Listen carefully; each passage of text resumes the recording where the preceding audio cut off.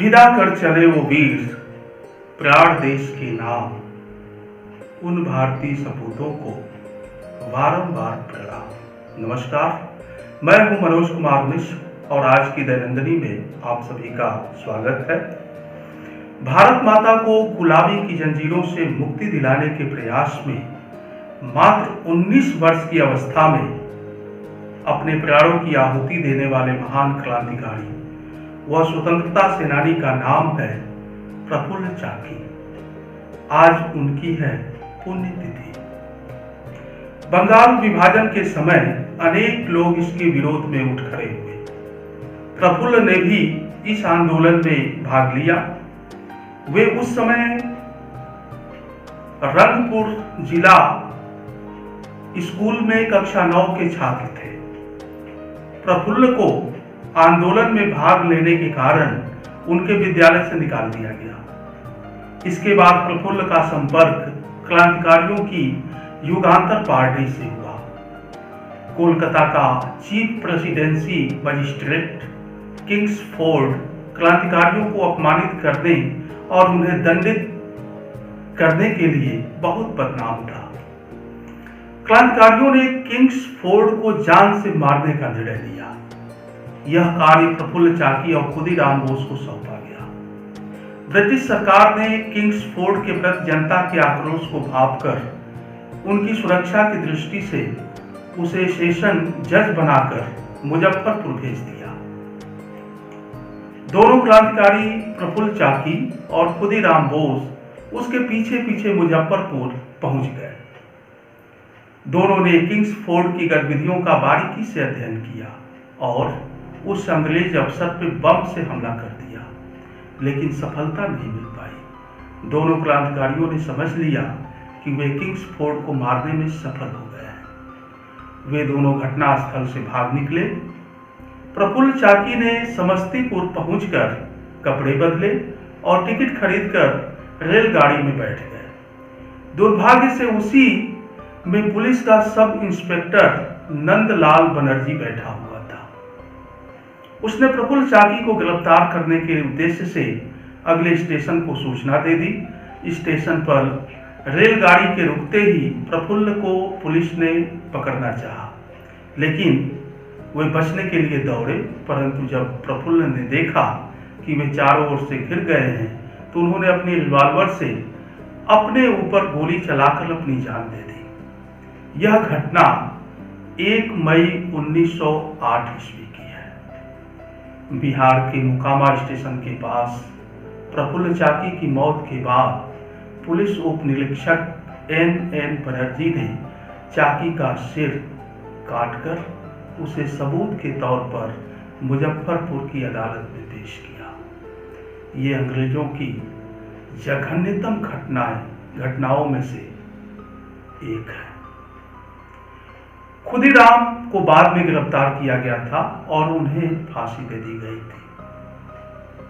भारतीय सिनेमा जगत में हिंदी और बांग्ला फिल्मों के सुप्रसिद्ध पार्श्व गायक, जिनकी 1950 से 1970 के दशकों में प्रसिद्धि चरम पर थी, मन्ना डे, मूल नाम था इनका प्रबोध चंद्र डे, का आज है जन्म दिवस। आज ही के दिन वर्ष 1920 में उनका जन्म कोलकाता में हुआ था। मन्ना डे ने अपने 5 दशक के कैरियर में लगभग 3500 गीत गाए। प्रसिद्ध हिंदी कवि हरवंश राय बच्चन जी ने अपने अमर कृति मधुशाला को स्वर देने के लिए मन्ना डे का ही चयन किया था। भारत सरकार ने मन्ना डे को संस्कृत संगीत के क्षेत्र में बेहतरीन योगदान के लिए पद्म भूषण और पद्मश्री सम्मान से नवाजा। इसके अलावा 1969 में मेरे हुजूर और 1971 में बांग्ला फिल्म निशी पद्मा के लिए सर्वश्रेष्ठ गायक का राष्ट्रीय पुरस्कार भी उन्होंने जीता। साथ ही उनके उल्लेखनीय योगदान को देखते हुए उन्हें फिल्मों के सर्वोच्च सम्मान दादा साहब फाल्के पुरस्कार से सम्मानित किया गया। आज है मई दिवस, जिसे मजदूर दिवस भी कहा जाता है। 1 मई को सारे विश्व में मई दिवस मनाया जाता है। मई दिवस भारत में वर्ष 1923 ईस्वी से मनाया जा रहा है। अलग अलग राष्ट्रों में इस दिन को मनाने का तरीका भिन्न भिन्न है, किंतु इसका एकमात्र उद्देश्य मजदूरों को मुख्य धारा में बनाए रखना है। महाराष्ट्र स्थापना दिवस है आज। देश के राज्यों के भाषाई पुनर्गठन के फलस्वरूप 1 मई 1960 को महाराष्ट्र राज्य का प्रशासनिक प्रादुर्भाव हुआ। यह राज्य आसपास के मराठी भाषी क्षेत्रों को मिलाकर बनाया गया और आज ही है गुजरात राज्य का स्थापना दिवस। प्राचीनता और ऐतिहासिकता की दृष्टि से गुजरात भारत का अत्यंत महत्वपूर्ण राज्य है। इसकी उत्तरी पश्चिमी सीमा पाकिस्तान से लगी है। गुजरात स्थापना दिवस भी 1 मई को ही मनाया जाता है। भारत के स्वतंत्र होने के समय यह मुंबई का अंग था। आज ही के दिन वर्ष 1897 में रामकृष्ण परमहंस के परम शिष्य स्वामी विवेकानंद ने रामकृष्ण मिशन की स्थापना की थी। इसका मुख्यालय कोलकाता के निकट बेलूर में है। इस मिशन की स्थापना के केंद्र में वेदांत दर्शन का प्रचार प्रसार। रामकृष्ण मिशन दूसरों की सेवा और परोपकार को कर्म योग मानता है, जो हिंदू धर्म का एक महत्वपूर्ण सिद्धांत है। रामकृष्ण मिशन का ध्येय वाक्य है आत्मनो मोक्षार्थ जगत हिताय च, जिसका अर्थ है अपने मोक्ष और संसार के हित के लिए। रामकृष्ण मिशन को भारत सरकार द्वारा 1996 में डॉक्टर अंबेडकर राष्ट्रीय पुरस्कार से और 1998 में गांधी शांति पुरस्कार से सम्मानित किया गया था। अब आज का सामान्य ज्ञान। आज के सामान्य ज्ञान में भारत का राज्य असम। असम उत्तर पूर्वी भारत में एक राज्य है। असम अन्य उत्तर पूर्वी भारतीय राज्यों से घिरा हुआ है। असम भारत का एक सीमांत राज्य है जो चतुर्दिक सुरम्य पर्वत श्रेणियों से घिरा है।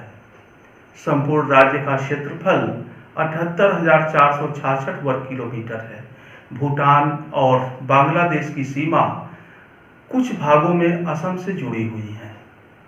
इस राज्य के उत्तर में अरुणाचल प्रदेश, पूर्व में नागालैंड तथा मणिपुर और दक्षिण में मिजोरम, मेघालय तथा त्रिपुरा एवं पश्चिम में पश्चिम बंगाल स्थित है। असम की राजधानी दिसपुर है। इसे राज्य का दर्जा 26 जनवरी 1950 को मिला था। सामान्य रूप से माना जाता है कि असम नाम संस्कृत से लिया गया है, जिसका शाब्दिक अर्थ है वह भूमि जो समतल नहीं है। इस राज्य की प्रमुख नदी ब्रह्मपुत्र, तिब्बत की सांगपी इस नदी को कहते हैं, जो लगभग पूर्व पश्चिम में प्रवाहित होती हुई धुबरी के निकट बांग्लादेश में प्रविष्ट हो जाती है। चाय, जूट तथा गन्ना यहाँ की प्रमुख औद्योगिक तथा नकदी फसलें हैं।